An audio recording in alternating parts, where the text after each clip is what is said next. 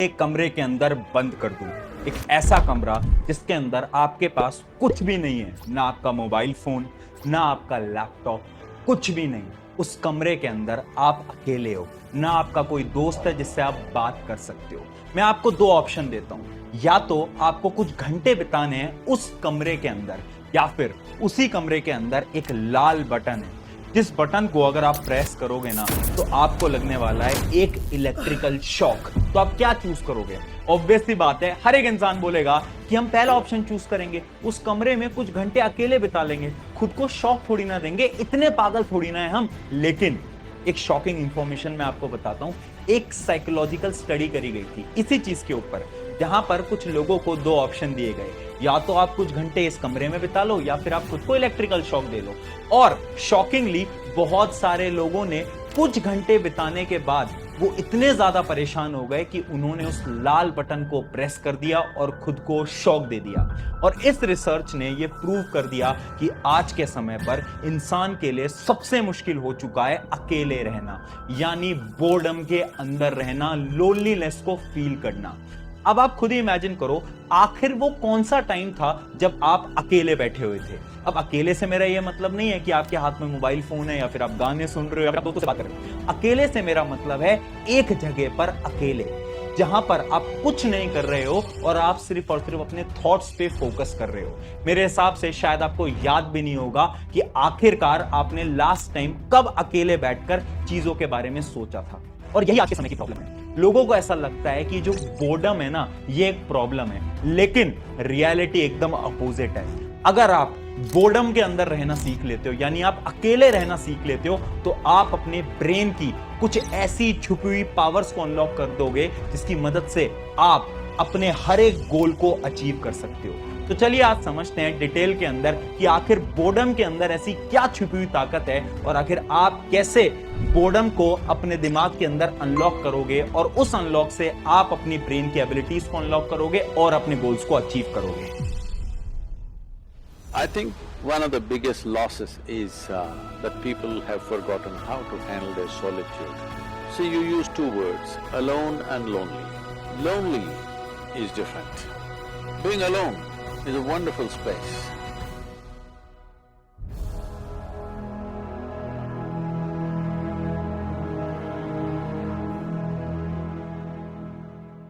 हाय, सारे डिस्कवरीज करी हैं, जिसमें से कि एक डिस्कवरी है अल्टरनेटिंग करंट।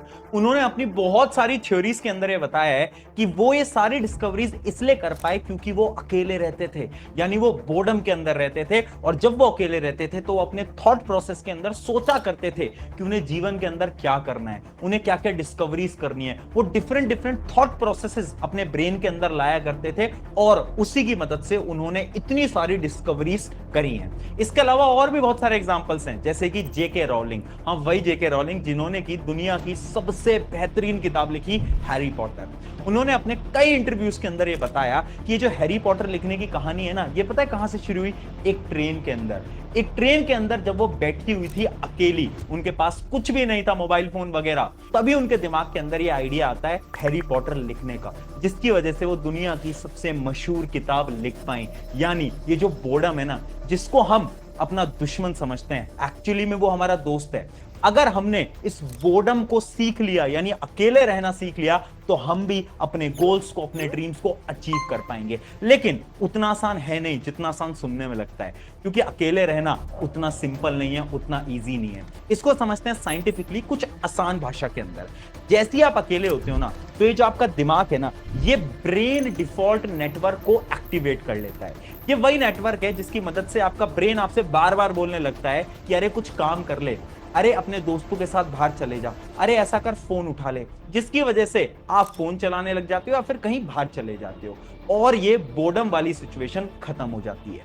अब देखो, इसी चीज के ऊपर ना एक केस स्टडी करी गई थी, जिसके अंदर कुछ लोगों को यह बोला गया कि आपको अकेले रहना है कुछ घंटे, जिनकी एज 50+ थी। वहीं पर एक दूसरे ग्रुप के लोग थे जिनकी एज 20 साल से कम थी, उनको भी ये सेम टास्क दिया गया। और पता है रिजल्ट्स इतने शॉकिंग आए, क्योंकि वो जो पहला ग्रुप था ना, जिसके अंदर सभी की एज 50+ थी, उसमें से ऑलमोस्ट सबने इस चैलेंज को पार कर लिया, यानी इस चैलेंज को पूरा कर लिया। जबकि वो लोग जिनकी एज 20 से कम थी, उसमें से बहुत कम लोग थे जो कि इस चैलेंज को पास कर पाए। अब यहां पर फर्क क्या आया? फर्क आया जनरेशन गैप का।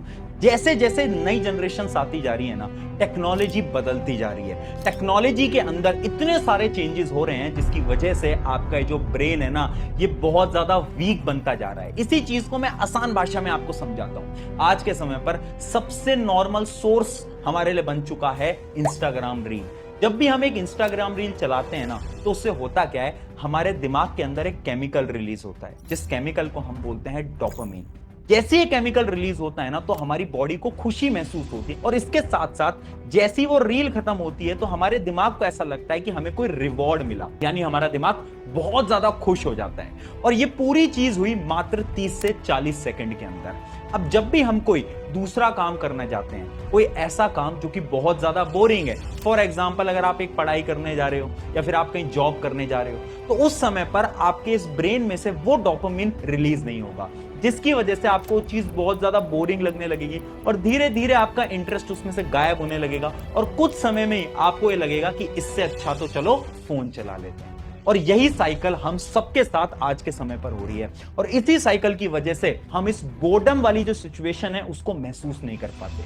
अब इसका सोल्यूशन भी है, कुछ 5 स्टेप के नॉर्मल से सोल्यूशन है। अगर आपने इनको फॉलो कर लिया ना, तो इसकी मदद से आप इजीली अपने सारे गोल्स को, अपनी सारी ड्रीम्स को अचीव कर लोगे। सबसे पहले बात करते हैं स्टेप नंबर 1, जो कि है daily no stimulation. Daily no stimulation का क्या मतलब है? बहुत सिंपल है।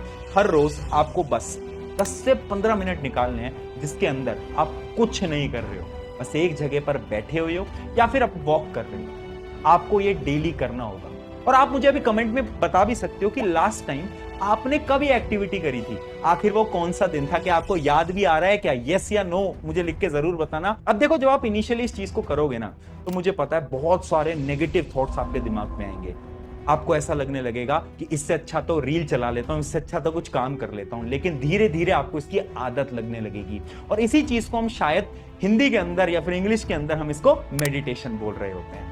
इसके अलावा ना आप एक और एक्टिविटी कर सकते हो। अगर आपके एक जगह पर बैठ के इमेजिन करना या फिर बस बैठे रहना मुश्किल है ना, तो आप चल चल के भी चीजों को कर सकते हो, यानी आप वॉक कर सकते हो और उसके साथ साथ आप अपने थॉट्स को अपने दिमाग के अंदर आने दे सकते हो।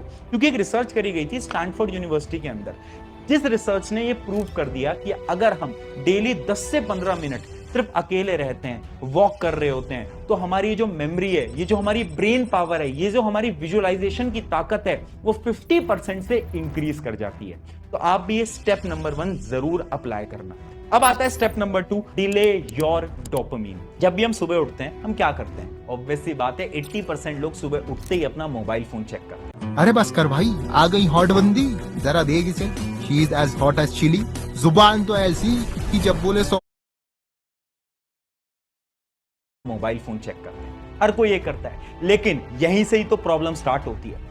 जैसे ही हम हमारा मोबाइल फोन चेक करते हैं, तो हमारे ब्रेन का डोपामिन सुबह सुबह पीक पे चला जाता है, यानी ऊपर चला जाता है। अब जिसकी वजह से पूरे दिन भर हमें वो आलस आ रहा होता है, हमें वो लेजीनेस महसूस हो रही होती है। आपके साथ भी होता है ना कि पूरे दिन भर ये थकान क्यों महसूस हो रही है?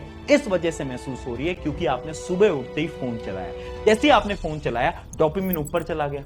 अब जो भी आप काम करोगे पूरे दिन भर में, उसमें आपको उतनी खुशी नहीं मिलेगी, उतनी हैप्पीनेस नहीं मिलेगी, और ये रियलिटी है। इसकी वजह से आपका ब्रेन बहुत ज्यादा सफर करता है। तो आपको क्या करना है? सुबह कुछ भी ऐसा काम नहीं करना है जिससे आपका ब्रेन का डोपामिन इंक्रीज हो जाए। आपको बस सुबह आराम से उठना है, और मोबाइल फोन को तो 15-20 मिनट तक बिल्कुल यूज नहीं करना है। अब बढ़ते हैं स्टेप नंबर 3 की तरफ, वर्क विदाउट बैकग्राउंड म्यूजिक। देखो यार, बहुत सारे बैकग्राउंड म्यूजिक हैं जो कि हम सुनते रहते हैं जब भी हम काम कर रहे होते हैं, और ये सबकी आदत है। आपने भी देखा होगा, जब आप कुछ काम कर रहे हो या फिर आप पढ़ रहे हो या फिर आप कोई भी चीज कर रहे हो, पीछे गाना कोई ना कोई तो चलता ही रहता है। लेकिन अगर मैं आपको ये बोलूं कि जो गाना है ना, ये आपकी मेमोरी पावर को वीक बना रहा है। और ऐसा मैं नहीं बोल रहा हूं, ऐसा बोल रहा है 2013 का जर्नल ऑफ कॉग्निशन का एक रिसर्च पेपर। उस रिसर्च पेपर ने प्रूव कर दिया कि अगर हम पढ़ाई के वक्त या फिर कुछ काम करते वक्त कोई लिरिकल म्यूजिक सुन रहे होते हैं, तो ये हमारी मेमोरी पावर के ऊपर इंपैक्ट लाता है। अब साइंटिफिकली ये होता कैसे है? बहुत सिंपल सी चीज है। जब भी आप किसी चीज सुन रहे हो तो वो इंफॉर्मेशन आपके ब्रेन के अंदर जाएगी, और आप किसी चीज को साथ साथ में पढ़ भी रहे हो या फिर आप कोई काम भी कर रहे हो, वो इंफॉर्मेशन भी आपके ब्रेन के अंदर जा रही है। अब दो इंफॉर्मेशन आपके ब्रेन के अंदर जा रही है एक साथ, जिसकी वजह से उन दोनों इंफॉर्मेशन की इंटरमिक्सिंग हो सकती है और आपकी मेमोरी पावर ऑटोमेटिकली वीक हो जाती है। आपने देखा है ना कि आपके दोस्त ने आपको कुछ बताया, बट जब वो सेम चीज 2 दिन बाद आके आपसे पूछता है तो आपको याद ही नहीं होता, या फिर आपने कोई सब्जेक्ट पढ़ा और एग्जाम पे टाइम पे आपको वो चीज याद ही नहीं है। क्यों याद नहीं है? क्योंकि उस समय पर शायद आप कोई लिरिकल सॉन्ग सुन रहे होगे, जिसकी वजह से आपकी मेमोरी पावर वीक हो चुकी है। करना क्या है, लिरिकल सॉन्ग्स को अवॉइड करो। हाँ, आप एक नॉर्मल म्यूजिक सुन सकते हो जिसमें कोई लिरिक्स ना हो, उससे आपके ब्रेन पे कोई भी डैमेज नहीं आने वाला है। ये था हमारा स्टेप नंबर 3। अब बढ़ते हैं स्टेप नंबर 4 की तरफ, the rule of do, observe and correct. देखो, आजकल ना हम ज्यादातर परेशान रहते हैं कि रिजल्ट कैसा आएगा। फॉर एग्जांपल, अगर मैं किसी कॉम्पिटिटिव एग्जाम की तैयारी कर रहा हूं तो मैं ये सोचता रहूंगा कि यार मेरा रिजल्ट कैसा आएगा कैसा नहीं आएगा, जबकि हमें ना बस 3 स्टेप्स पे फोकस करना है। सबसे पहला डू, यानी हमें काम करना है। फॉर एग्जाम्पल, अगर मुझे पढ़ाई करनी है ना तो मुझे बस पढ़ाई करनी है, मुझे वो काम करना है। स्टेप नंबर 2, ऑब्जर्व, यानी मुझे ये एनालाइज करना होगा कि आज मैंने अच्छे से पढ़ाई करी या नहीं करी। फिर आता है step number 3 and most important step, correct. अगर मैंने अच्छे से पढ़ाई नहीं करी तो अगले दिन इस चीज को मैं करेक्ट करूं और मैं अच्छे से पढ़ाई करूं। अब ये चीज ना आपके दिमाग के लिए बहुत ज्यादा इंपॉर्टेंट है। क्यों? क्योंकि अगर आपने इस 3 स्टेप के प्रिंसिपल पे फोकस करा ना, तो ये जो आप टेंशन लेते रहते हो, ये जो आप ओवर थिंकिंग करते रहते हो कि रिजल्ट कैसा आएगा, मार्क्स कैसे आएंगे, क्या मैं लाइफ के अंदर कुछ कर पाऊंगा, कर पाऊंगी, ये सारी चिंताएं गायब हो जाएंगी। इसलिए बस फोकस करो इस 3 स्टेप पे, काम करो, ऑब्जर्व करो और उसके बाद अपनी गलतियों को करेक्ट करो। इतना करोगे तो ब्रेन की टेंशन खत्म हो जाएगी और आप उस बोर्डम वाली स्टेट को एंजॉय कर पाओगे। अब आते हैं फाइनली स्टेप नंबर 5 की तरफ, जो कि है डू बोरिंग थिंग्स, यानी वो काम करो जो कि आपके लिए सबसे ज्यादा बोरिंग है। एक बहुत बड़ी कहावत भी है ना कि अगर एक इंसान बोरिंग काम करना सीख लेता है, वो काम करना सीख लेता है जो कि उसको बिल्कुल पसंद नहीं है, तो वो दुनिया का कोई भी काम आसानी से कर सकता है। एक एग्जांपल मैं देता हूं अपनी स्टोरी से। मुझे ना रात को ब्रश करना बिल्कुल भी पसंद नहीं था, बट मैंने एक दिन ये सोचा कि अब से तो ये काम करना पड़ेगा। ये मेरे लिए बहुत बेकार काम था, मुझे बिल्कुल पसंद नहीं था, बट मैंने ये सोचा कि अब तो करेंगे। उसके बाद ना मेरे लिए लाइफ के अंदर बाकी छोटी छोटी चीजें भी आसान होने लगी। ये बड़ा एक छोटा सा एग्जांपल था, आप इसको भी आप अपनी लाइफ के अंदर लिंक कर सकते हो। जो काम आपको बिल्कुल पसंद नहीं है ना, वो काम करो, उससे आपका ब्रेन ट्रेन होगा और आपके थॉट प्रोसेस भी सही होंगे और आप ये जो बोर्डम वाली कंडीशन है, लोनलीनेस वाली कंडीशन है, इसको एंजॉय कर पाओगे और अपने ब्रेन की सुपर पावर्स को अनलॉक कर पाओगे। तो ये थे कुछ 5 स्टेप। आपको कौन सा बेस्ट स्टेप लगा कमेंट्स में जरूर बताना। शुक्रिया एवरीवन, मेरा नाम है प्रशांत, मिलते हैं नेक्स्ट वीडियो के अंदर।